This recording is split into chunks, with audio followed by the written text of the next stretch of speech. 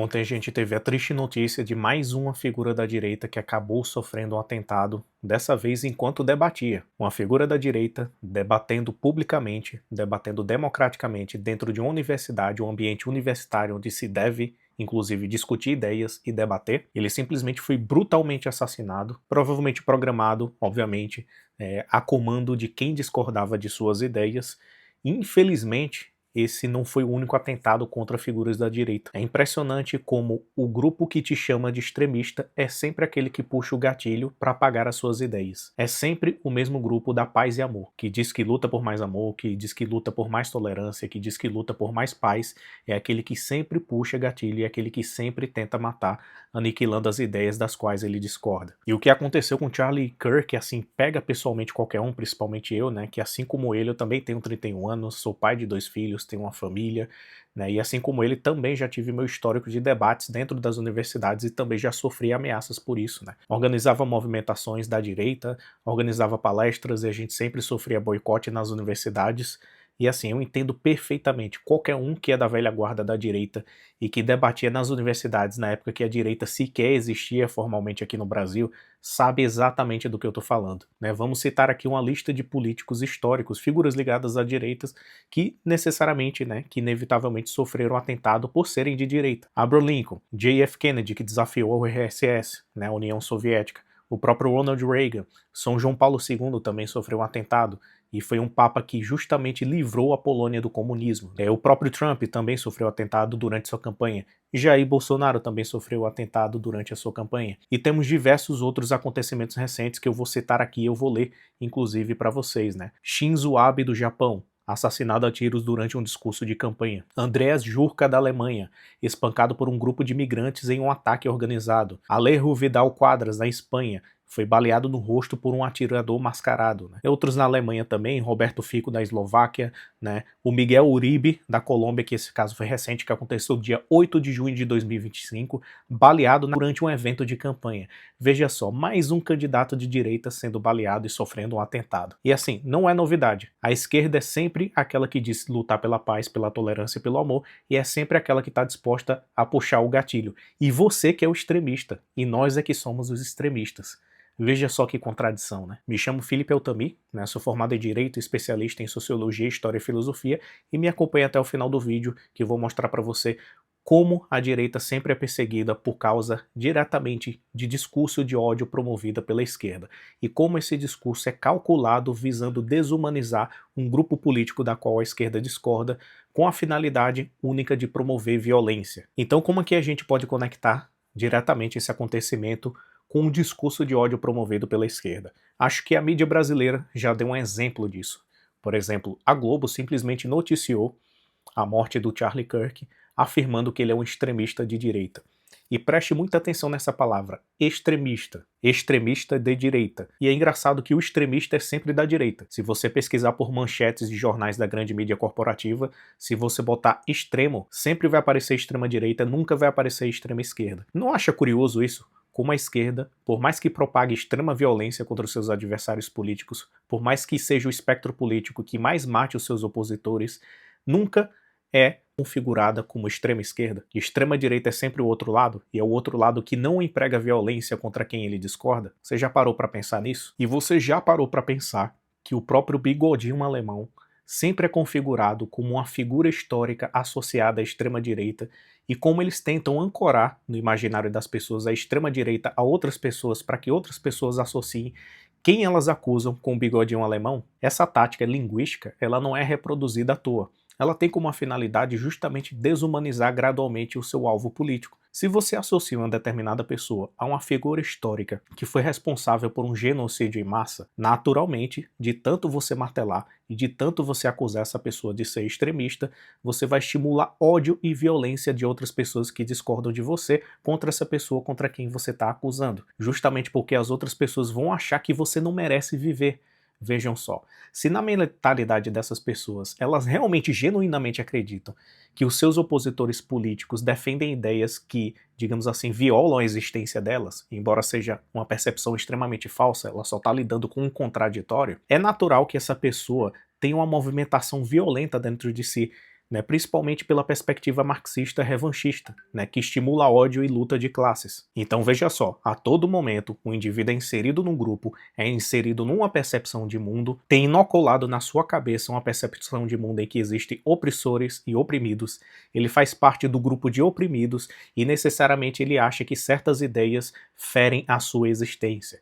Você lembra do discurso "se fere a minha existência, eu sou resistência"? É um discurso vazio que não quer dizer nada. Afinal, no governo Bolsonaro, essas pessoas que postaram isso não foram ameaçadas de nada. Muito pelo contrário, a violência no governo Bolsonaro decaiu. Então a pessoa que profere esse discurso "se fere a minha existência, eu sou resistência", ela genuinamente está sendo doutrinada, está sofrendo uma lavagem cerebral para acreditar que seus opositores, pessoas das quais ela discorda, defendem ideias que ferem a existência dela. E todas essas terminologias que são aplicadas contra seus opositores políticos simplesmente estimulam essa ideia. Então você pega um indivíduo, né, que tem QI baixo, né, extremamente emocionado, que tem fragilidades na sua vida, que acredita em ideias completamente tortuosas, ideias genocidas que estimulam o ódio por si só, e pega essas pessoas e fala o seguinte, ó, fulano de tal que discorda de você é um extremista, é da extrema direita, né, associado ao bigodinho alemão, ou seja, ele é um radical que defende ideias que perpetuam a sua inexistência. Se você a todo momento está reafirmando terminologias e utilizando o poder da linguagem para desumanizar o grupo que essa pessoa discorda, logo ela literalmente vai achar que a pessoa na qual ela discorda não merece viver, não merece respirar.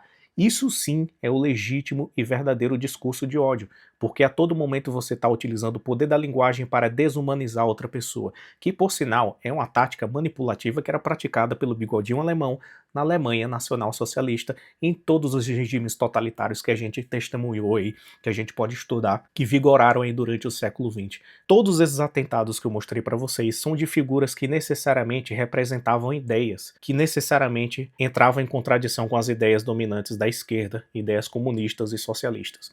E todas essas figuras da direita foram brutalmente assassinadas ou sofreram tentativas de assassinar. Sejam políticos famosos, sejam figuras religiosas, sejam ativistas, e agora com Charlie Kirk. O Charlie Kirk, pessoal, é um pai de família e está deixando 2 filhos e uma esposa sozinha, abandonada, uma família desamparada, sem pai agora, e ele simplesmente ficou famoso debatendo, ou seja, a Globo chama de extremista um cara que ficou famoso justamente por plantar barraca em universidades e debater respeitosamente com seus opositores ideológicos. Preste só atenção aqui nesse vídeo. I got a question. Sure. What was your name again? I'm sorry. I don't think I told you. My name's Mercury. Nice to meet you. Why are you here? Okay, I've been asked that question a lot. First of all, that question should not even have to be asked, but when people stop talking, really bad stuff starts. When marriages stop talking, divorce happens. When civilizations stop talking, civil war ensues. When you stop having a human connection with someone you disagree with, it becomes a lot easier to want to commit violence against that group. What we as a culture... É impressionante, né, isso aqui que ele falou. Quanto mais você fica distante de dialogar com outra pessoa, né, de um grupo que você discorda, mais propenso você fica a cometer violência. Parece até que ele estava prevendo o que ia acontecer com ele. É impressionante. E aqui, pessoal, ele está discutindo com uma esquerdista, defendendo o diálogo livre, e veja só a reação dessa esquerdista. O que ela vai falar, ou ela ou ele, seja lá o que for. culture have to get back to is being able to have reasonable disagreement where violence is not an option. You think that's not emotional violence? How is this Olha só o papo que ele joga. Isso não é violência emocional? Vocês percebem que a esquerda sempre se apega a terminologias completamente vazias, com falta de concretude. E isso é necessário porque é justamente no campo da linguagem que a esquerda domina e confunde as pessoas, né? Então, entra aí a terminologia vazia de ser extremista, mas o que é que define alguém que é extremista? O que quer dizer? Mas a pessoa associa extremista a algo extremamente negativo, então quando você acusa outra pessoa, você provoca o ódio em quem discorda daquela pessoa. Então é assim que funciona. what is emotional violence, by the way? I don't know what that It is. is harm intentionally perpetrated on another human being that is intentionally targeted at their emotional well-being. Okay, so feelings mean nothing to me. Isn't why we had the First Amendment to try to push our boundaries and to hear things that might make you mildly uncomfortable? É exatamente aí que a esquerda não tolera, porque é justamente esse é o ônus da liberdade de expressão que a esquerda não consegue tolerar. Então qual é o ônus da liberdade de expressão? As pessoas só ligam para o bônus, né? Liberdade de expressão, eu posso falar o que eu quiser, mas o ônus é justamente você ouvir aquilo que você não quer também, aquilo que você discorda e aquilo que você não gosta também. Esse é o ônus da liberdade de expressão.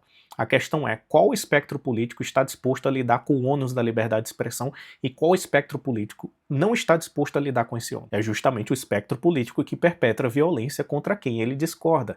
É óbvio. This doesn't make me mildly uncomfortable. Does it make you very uncomfortable? It makes me angry. Olha só, ele disse, isso te incomoda? Ela, me deixa com raiva. É simplesmente a esquerda borbulhando de raiva porque isso está na raiz, está no DNA do esquerdista, com a mentalidade revolucionária, revanchista, do nós contra eles. É uma mentalidade por si só que estimula ódio. Então é isso, Charlie Kirk morreu numa cena assim emblemática, né, com a camisa escrita Freedom, liberdade, defendendo a liberdade, debatendo na universidade por alguém que discorda de suas ideias, por um grupo que discorda de suas ideias. Porque assim, o atirador estava a 180 metros de distância, foi algo extremamente profissional e até hoje o FBI está buscando o responsável. Então foi algo comandado, alguém comandou.